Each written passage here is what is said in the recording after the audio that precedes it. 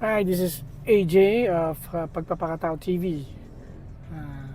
Hi sa inyong lahat. Um, Ito lang yung ano ko na isa na realize ko lately. Ako ay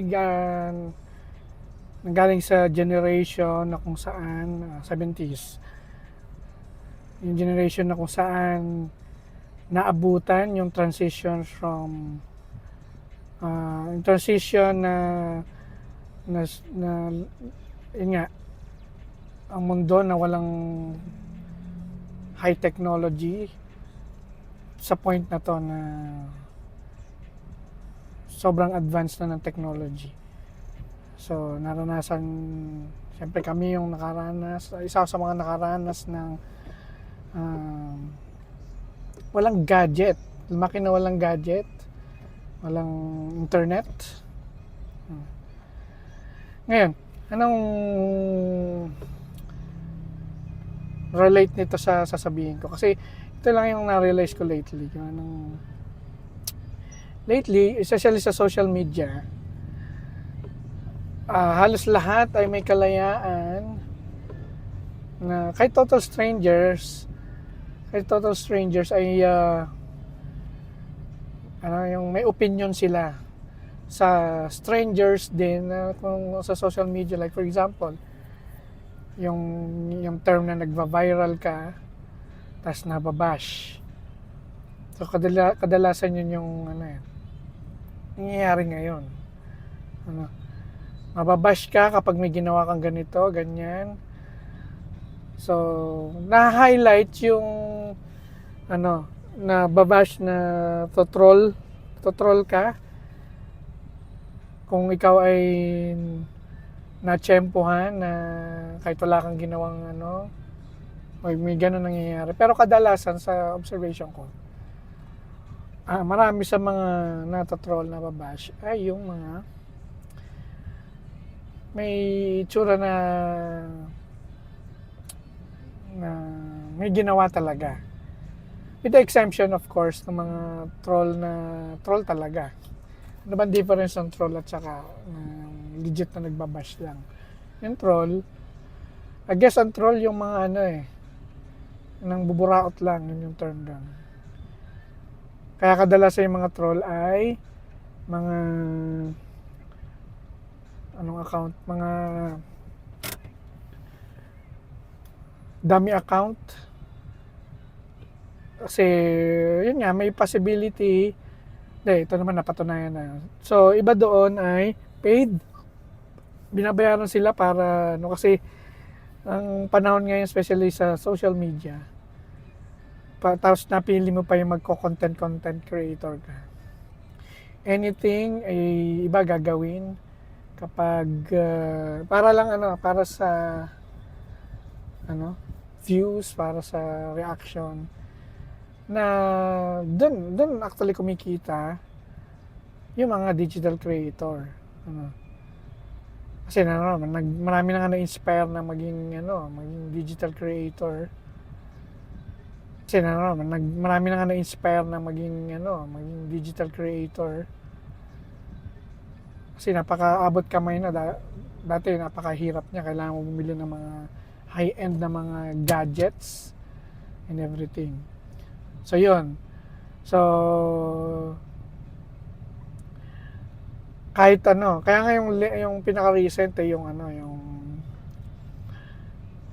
bait yung Russian bait content, hindi ko maalala exactly yung term, pero sinasadya na talaga maging buraot kasi for content, kasi nga maraming mga fetish, maraming gustong manood ng mga ganong klase, fortunately. So yun yung napili niya, kaya wala siyang remorse. Wala siyang remorse kahit nahuli siya eh. Now, so ano bang pinupunto ko dito? So, yun yung para dun sa mga mga trolls. Ngayon, yun namang mga nababash na legit. Like recently, Meron nag-viral na mga Christian group daw sila na nagpunta sa coffee shop.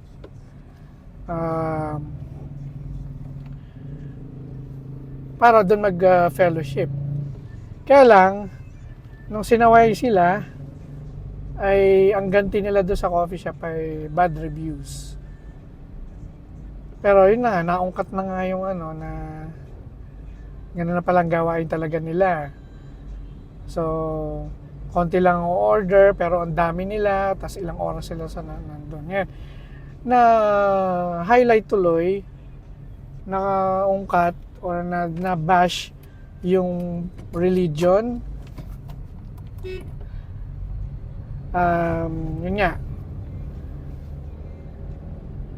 At ang na-realize ko nung binabasa ko yung reactions and then yung paano dinil nung owner, tapos nakita ko yung mga legit na nagko-comment. Hindi sila troll, pero nakita ko yung humanity doon sa mga pangyayari. Why? Paano ko nakita? Kasi nga karamihan na nabasa ko, hindi automatically gine-generalize yung condemnation nila dun sa ginawa ng particular group na to. Na ang nakakatawa doon ay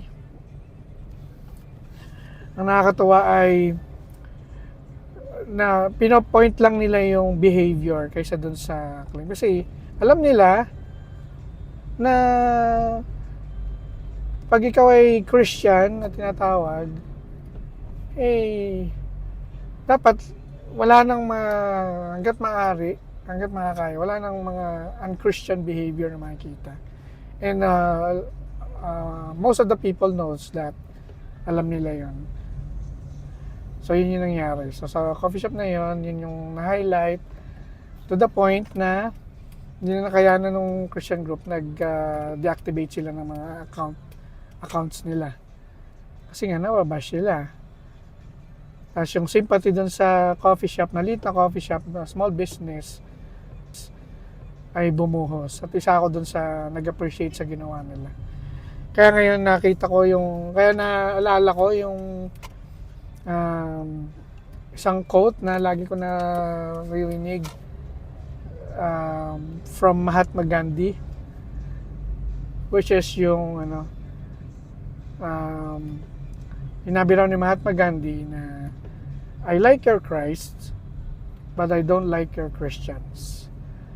So hindi siya na confirm na siya nga, pero ina-attribute kay Gandhi yun. At si Gandhi hindi Christian, pero ina-admire niya si Jesus, ang teachings niya, pero siya ay frustrated, disillusion doon sa mga nagke-claim na sila ay Christians.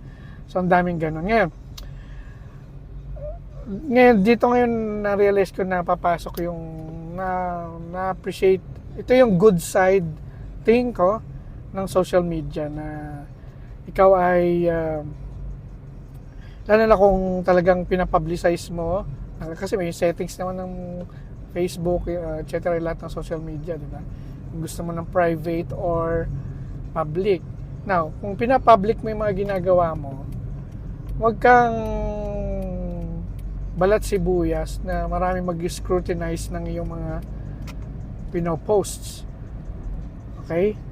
Na marami din na mga, especially mga Christians, na siguro proud sila na i-express ang kanilang belief, ang kanilang faith.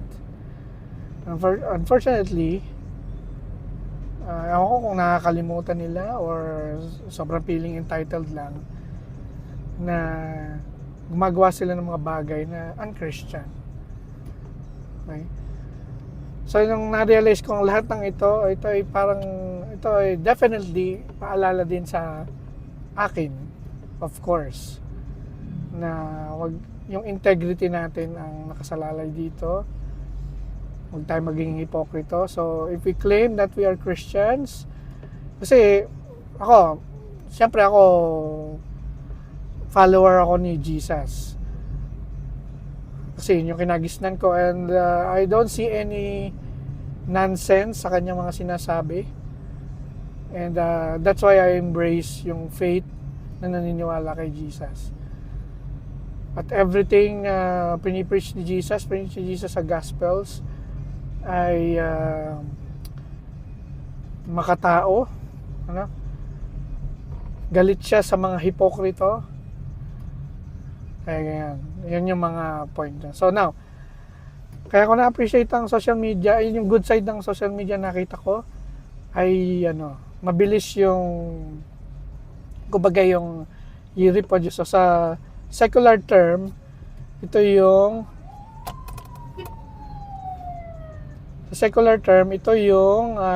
karma. Mabilis yung karma. Pero sa kaya mabagal lang tong jeep na to, bagal. Ayan. So yun. So that's why